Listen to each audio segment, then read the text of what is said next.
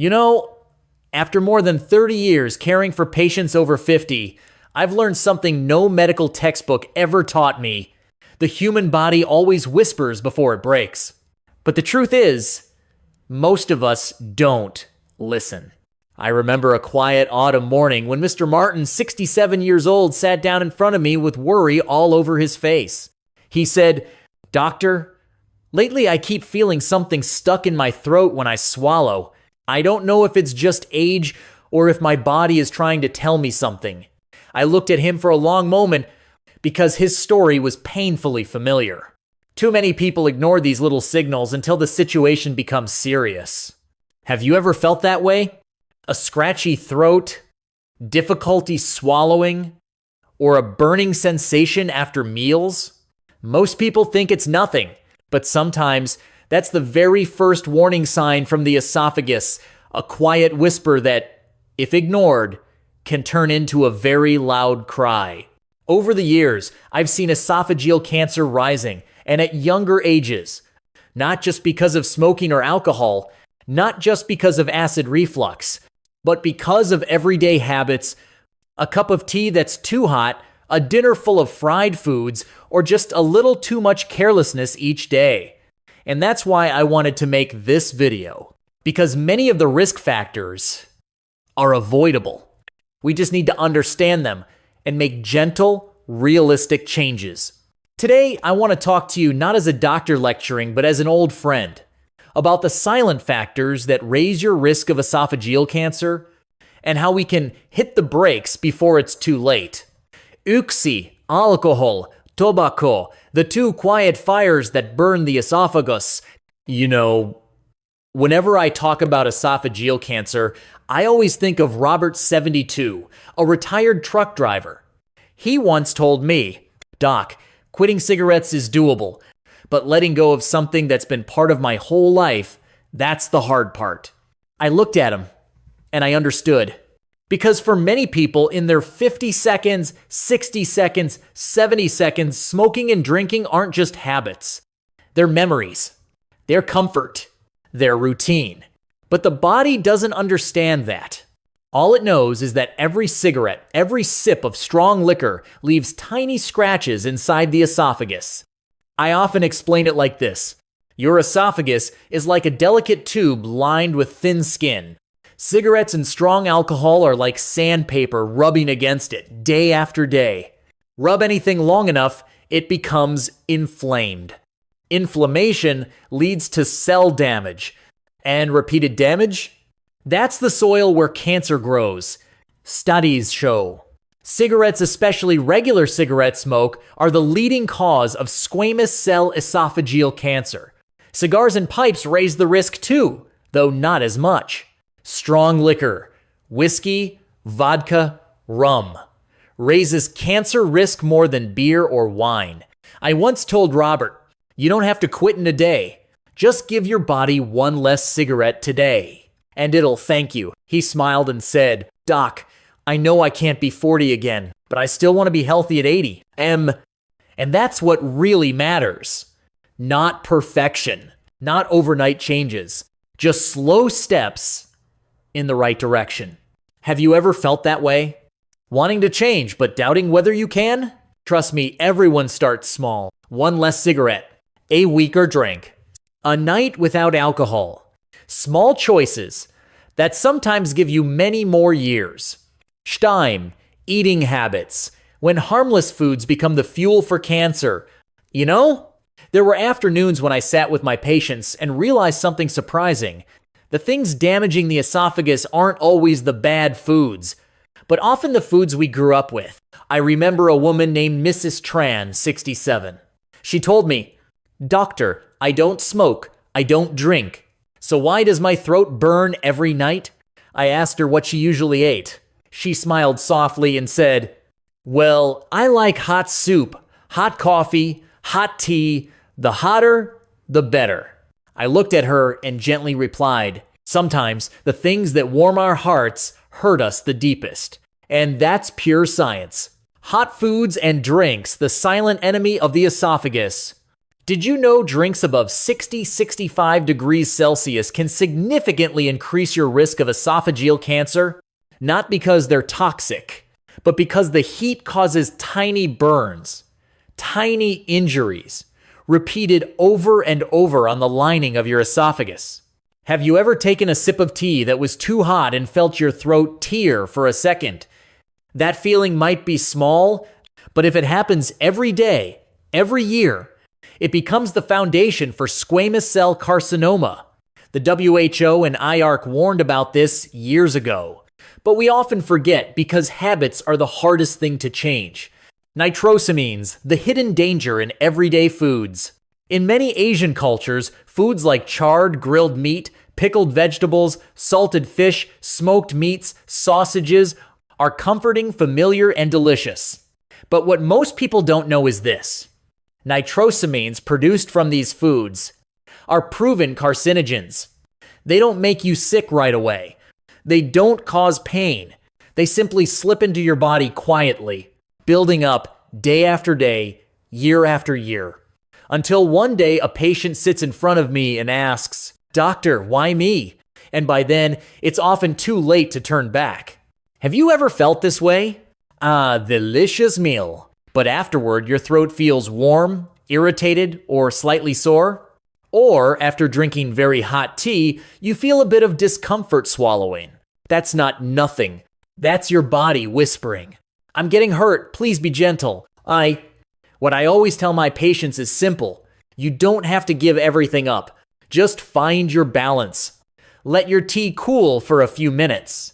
Avoid burnt or charred meats. Eat less pickled and heavily salted foods. Cut back on processed meats and packaged snacks.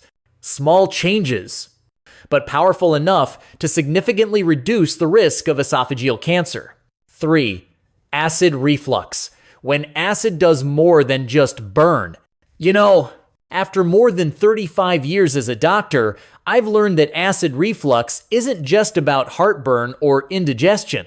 Many people treat it like a minor nuisance. But to me, it's often the earliest warning sign of esophageal cancer. I remember Mr. Michael, 66 years old, tall, gentle, soft-spoken. On his first visit, he said, "Doc, it's just a bit of heartburn. I'm used to it. Nothing to worry about." But the truth was far from that. After his endoscopy, he sat quietly, stunned, and whispered, "I didn't think it could be this serious." And I know many others are living the same story without realizing it. Why is acid reflux so dangerous? Picture this. Your esophagus is like a smooth road. Your stomach acid is like a powerful acidic liquid that can corrode anything it touches. If acid reflux happens just once or twice a week, your risk of esophageal cancer increases 5-fold. If it happens every day, your risk goes up 7-fold. These numbers aren't guesses. They come from large medical studies on thousands of patients. Every time acid rises, even for a few seconds, it burns the lining, creates tiny sores, causes chronic inflammation, and forces your cells to repair themselves constantly. And when cells have to repair themselves too often, mistakes happen, and those mistakes can turn into cancer. When anything has to repair itself over and over again, it eventually makes mistakes. Cells are no different. And that right there is the root of esophageal cancer. Barrett's esophagus, when the body tries to fix itself and fixes wrong. One of the most dangerous complications of long-term acid reflux is something called Barrett's esophagus. In simple terms, I often tell my patients, when the lining of the esophagus is injured too many times, it changes itself in an attempt to survive. But that very change raises the risk of cancer 30-fold. And the scariest part? Barrett's doesn't hurt. It doesn't burn. It doesn't wave a red flag. It is silent, quiet, patient. Have you ever felt any of this? Heartburn. The moment you lie down, a sour taste rising up your throat, nausea in the morning, hoarseness when you wake, difficulty swallowing just a little, a dry, persistent cough. If you've ever had these and told yourself, Oh, it's nothing. Just getting older. Your body has actually been whispering. I need your attention. Reflux isn't your fault. But allowing it to go on for years is a choice. And the good news? You can control it. Eat dinner earlier and lighter. Avoid spicy, acidic, fried foods. Don't lie down right after you eat. Cut back on alcohol, coffee, and soda. Lose a little weight if needed. And most importantly, get checked when symptoms linger. Small adjustments, but they've saved more lives than you can imagine. 4. Obesity and other risk factors. When the body sends warnings, we often ignore, after decades seeing patients in their 50 seconds, 60 seconds, and 70 seconds, I've learned something very real. Esophageal cancer never arrives out of nowhere. It always sends signals. We're just too busy to hear them. And one of the strongest yet quietest signals is obesity. Obesity, not just weight, but a slow-burning inflammation. I still remember Daniel, 63 years old. Warm, friendly, loved good food, rarely exercised. His BMI was just under 30. He laughed and said, "Doc, I'm just a little overweight. I feel fine." But his tests told a different story. Severe reflux, chronic inflammation, early Barrett's. Most people don't realize. With a BMI of just 25-30, the risk of esophageal adenocarcinoma rises 1.52 times. And it keeps rising with every extra pound. Not because fat is ugly, but because visceral fat releases inflammatory chemicals, increases reflux, alters stomach acid, and injures the esophagus from within. I once asked him, "Why do you want to lose weight?" He paused, then said softly, "I want to be here long enough to walk my granddaughter down the stage at her graduation." When you have a reason like that, change becomes much easier. Conditions that increase stomach acid. When acid becomes too much, some people simply produce more acid through genetics, stress, diet, or medication. But when acid is too strong, too frequent, too persistent, it burns the esophagus like saltwater corroding metal. Few people know this. High acid conditions significantly increase the risk of esophageal adenocarcinoma. And too many people suffer symptoms for years without treatment. "Doctor, I had my gallbladder removed. Does that matter?" I always respond gently. It's not dangerous, but it does matter. Without a gallbladder, bile flow can change. Sometimes it reaches the stomach, then the esophagus. That increases reflux and, with time, cancer risk. Not everyone develops problems, but everyone deserves to know. Other conditions that raise risk include esophageal spasms, history of stomach surgery, chronic atrophic gastritis, HPV infection, palm and foot keratosis, long-term bisphosphonate use, cancers of the upper airways. Any single factor might not cause cancer. But when combined with alcohol, smoking, obesity, stress, reflux, the body simply can't keep up. The beautiful thing? The body tries to heal before it gives up. I often tell my patients, your body is your most loyal friend. It repairs long before it complains, but when it finally does complain, we need to listen.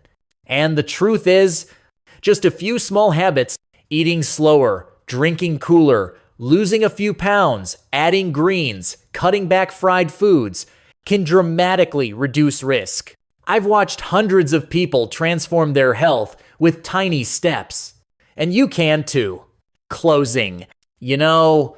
After more than 35 years as a doctor, I've learned that esophageal cancer rarely comes from one cause.